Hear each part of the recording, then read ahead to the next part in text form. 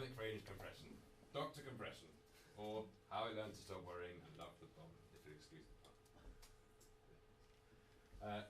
Compression is a method of processing the dynamic range, the difference between the loudest and quietest parts of a piece of audio by manipulating the volume. It's very commonly used in most audio engineering throughout the recording, mixing and mastering stages to variable extent. Debate rages, however, about the excessive usage resulting in high coloration, distortion and dynamically reduced unexciting audio. There are two forms of compression, downwards compression and upwards compression.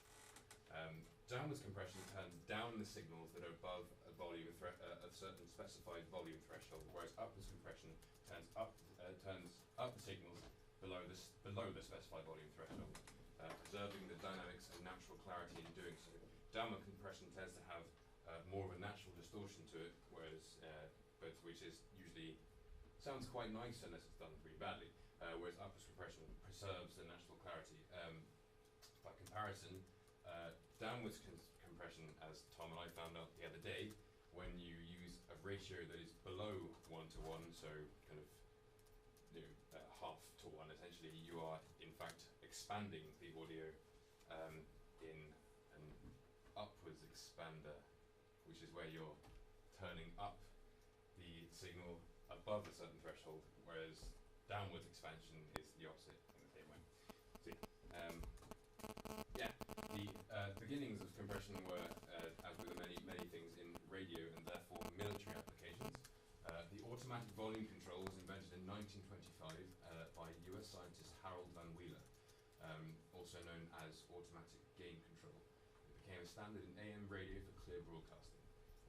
And Harold Van Wheeler was an incredibly respected man as the most distinguished living pioneer in the field of once called radio, a field which now has developed and broadened into modern fields of electronics, computers, communications.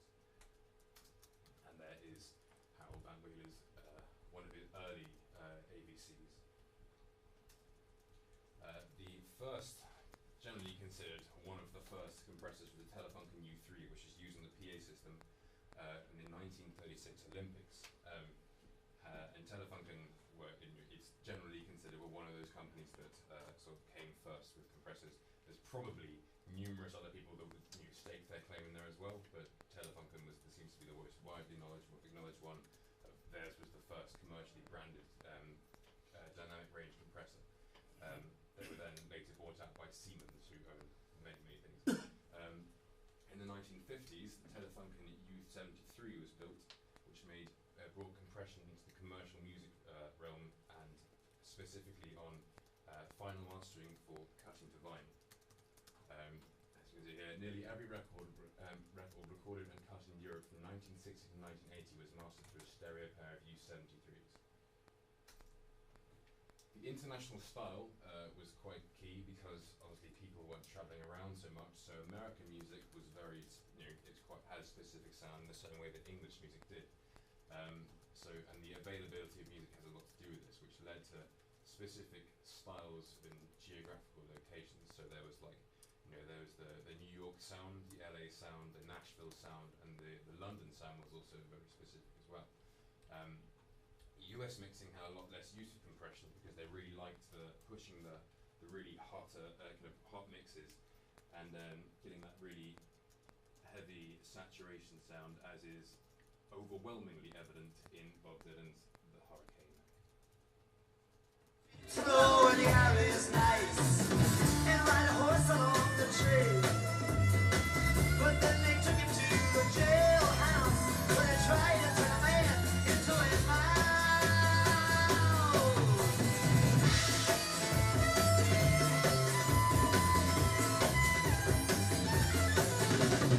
All the Rubens cards were marked in. I personally find the saturation on that song a little bit excessive. You can see the clean violin sounds like it's going through a distortion pedal. It's pretty brutal.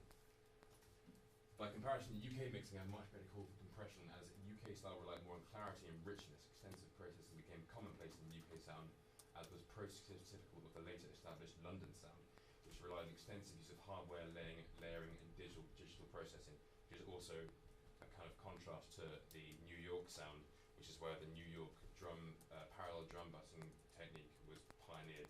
That was very much also part of the London sound, using lots of layering and lots of effects. A good example of this sort of clear mixing would be Sir George Martin's EMI production of the Beatles, which is nowhere near as saturated as Bob Dylan.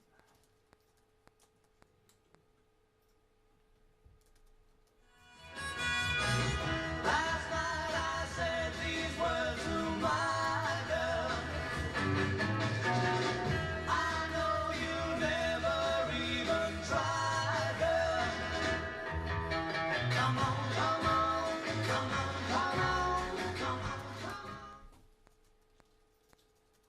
Joe Meek was a man who was considered a bit of a maverick because he, where most English engineers were going for clean, clear mixes, Joe Meek started experimenting in more than just production engineering and also into the occult.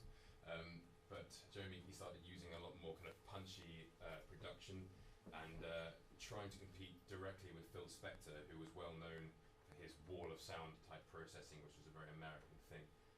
Joe Meeks has a pretty impressive back catalogue of music, and stuff he's also written himself, which gets pretty experimental down the line, which is interesting as I think. We move now to Rupert Neve, generally considered a pioneer in English electronics. Rupert Neve you've probably seen his name on many things, including our Neve 8801 preamp. The 1969 2254 compressor is one of those very smooth sounding compressors, and it's then the one that's modeled after the 33609 JD. Both, they have that same kind of edge that the Siemens U273, which was the evolution of the original Telefunken U73. Many people would say, not that he ripped it off, but he was going on the same design. And here we have, on the left, the Neve and the old Siemens U273s. Compressors vary from one knob layouts to heavily customizable modeling compressors. The one knobs tend to go for a more automatic peak reduction, which also turns up at the same time, whereas on the more customization side of things, you have such things as attack, which specifies how many milliseconds or seconds it will be before the compression takes place. Release, how long it takes for the compression to roll off. Threshold for springing, so how the threshold at which it's considering, after which it needs to be turned down.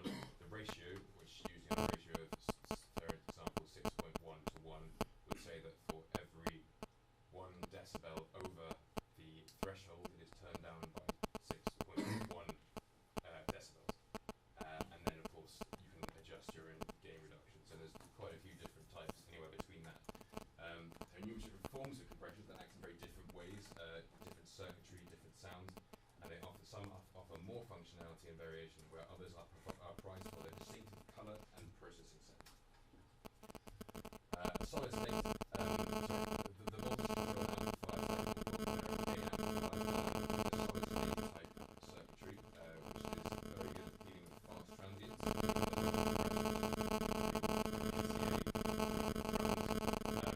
It's got quite low distortion, so you can cook it pretty hard, and it's still pretty transparent.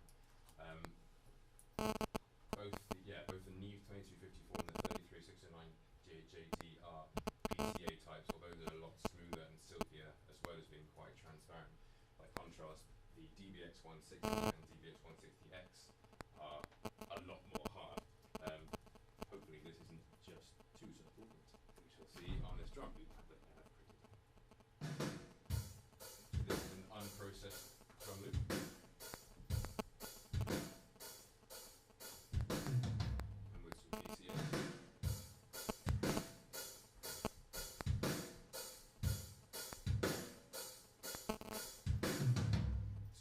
It's not particularly heavy processing I put on here. It's subtle, but the transients have been boosted, and not a huge amount more than that, because the attack's quite tight. It's got the transients really kind of punch through, and everything else has been brought down quite subtly. The FET field effect transistor type compressor, the legendary version, of course, being the Uri 1176 blackface and blueface.